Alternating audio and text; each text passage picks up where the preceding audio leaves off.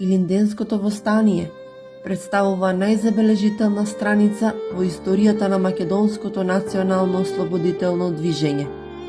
На Смилевскиот конгрес во мај 1903 година било донесена конечна одлука за кревање на вооружено восстание против османлиската власт во Македонија во текот на 1903 година. На конгресот бил избран главен штаб од 3 рамноправни члена: Даме Груев, Борис Сарафов и Анастас Лозанчев, кои требало да го определат и датумот за почеток на восстание. Бил усвоен и восстанички дисциплински устав, со обврска и сите револуционерни околии да одржат своји собранија со конкретни задолженија. Били извршени опсежни подготовки за кревање на оружено восстание. Се собирале и складирале храна, лекови и оружје, како и се изведувале разни вежби.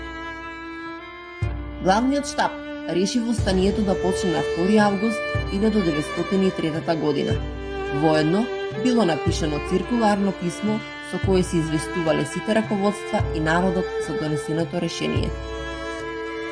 Браќа, најпосле веќе дојде денот што толку многу го чекавме за да се расправиме со нашиот душман. Крвта на нашите невини загинати браќа од турската тиранија вика високо за отплата.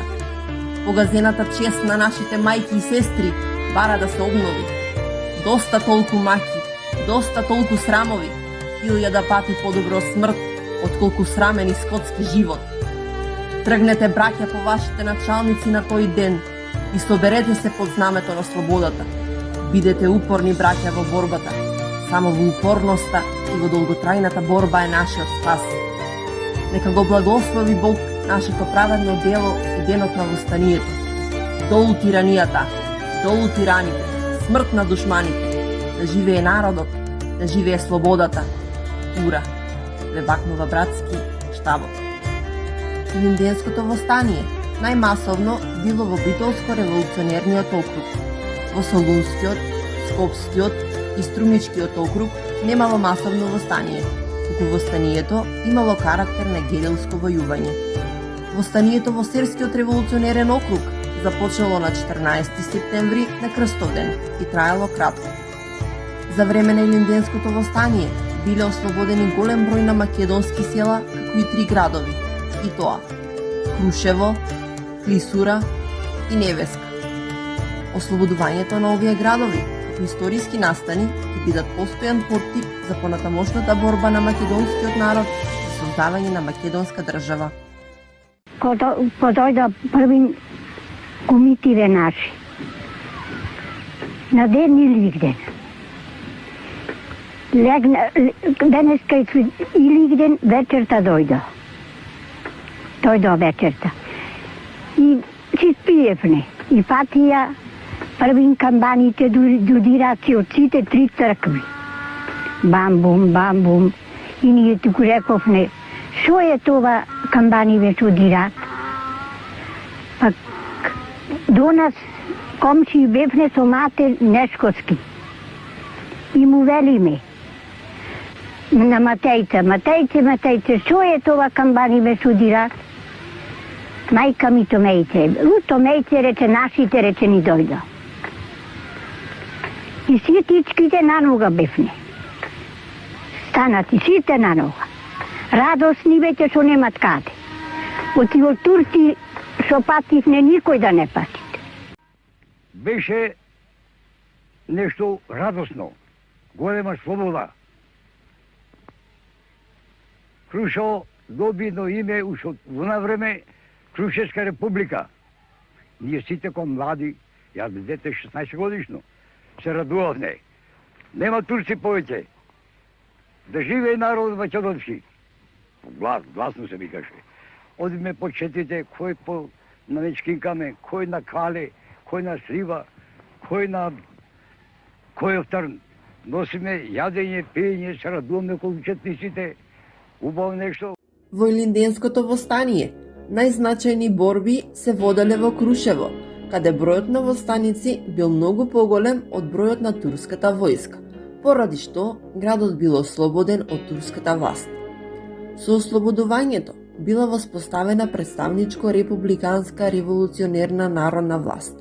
Востаничката власт во Крушево, или популарно позната како Крушевска република, траела само 10 дена, од 3 до 13 август 1903 година, на чело со Никола Карев. Формиран е Совет на републиката, како и привремена влада од 6 члена, на чело со Вангел Дину. До локалното муслиманско население од околните муслимански села бил упатен повик, познат како Крушевски манифест. Во текстот били изнесени целите и определбите на востанието и востаниците. Исто така, во манифестот се повикувало локалното муслиманско население да се приклучи во борбата за слобода на Македонија и било ставено до знаење дека Илинденското востание не било кренато против мирното цивилно муслиманско население, туку против османлиската власт. На 12 август 1903 година Крушево било обколено од османлиската власт. Против востаниците бил испратен Бахтијар Паша. Главните борби се водели на Мечкин камен и кај местноста Слива. Во овие битки загинале речиси сите припадници на востаничките чети. Во борбите на Мечкин камен загинал и револуционерот Питу Гули на 13 август 1903 година. Со овој настан бил ставен крај на Крушевската република. И рекоа и таму јас бев, ја доним така бе. И рече, да изживеете, те не можам да бе, браќа Бугарија. И стана Питу како беше, значи на стол.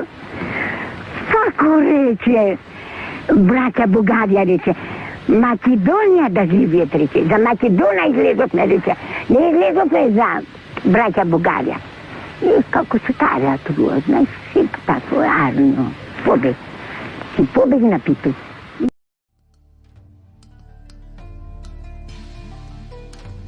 Клисура во времето на Илинденското востание била претежно населена со власи.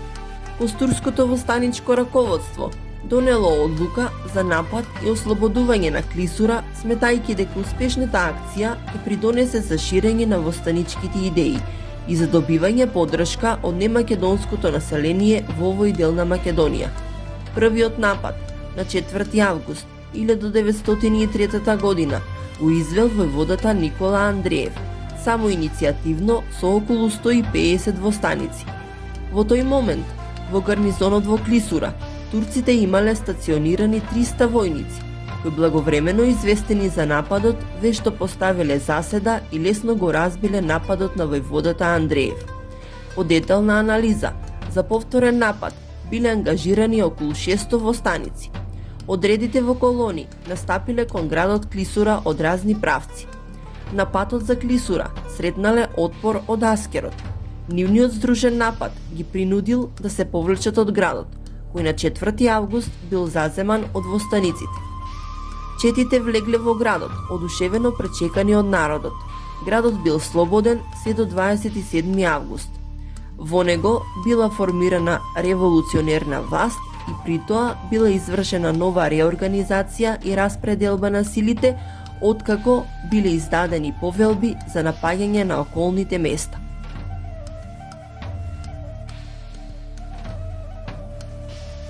Здружените Костурско-Лерински востанички одреди под раководство на Васил Чекаларов го ослободиле градчето Невеска, населено со 5-6 жители.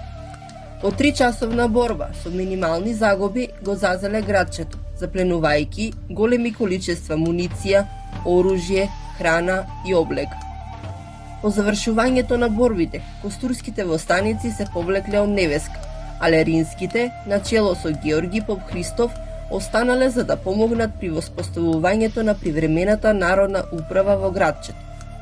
На 27 август, два големи одреди на турската војска, околу 15.000 луѓе, се упатиле кон Невеска. Реално оценувајќи ја настанатата ситуација, од Невеска се повлекли и останатите востаници и со тоа завршила нејзината краткотрајна слобода. По 3 месеци оружени судири Главниот штаб на Бидолскиот револуционерен округ во октомври 1903 година издал наредба за повлекување на востаниците и избегнување фронтални судири со османлиската војска.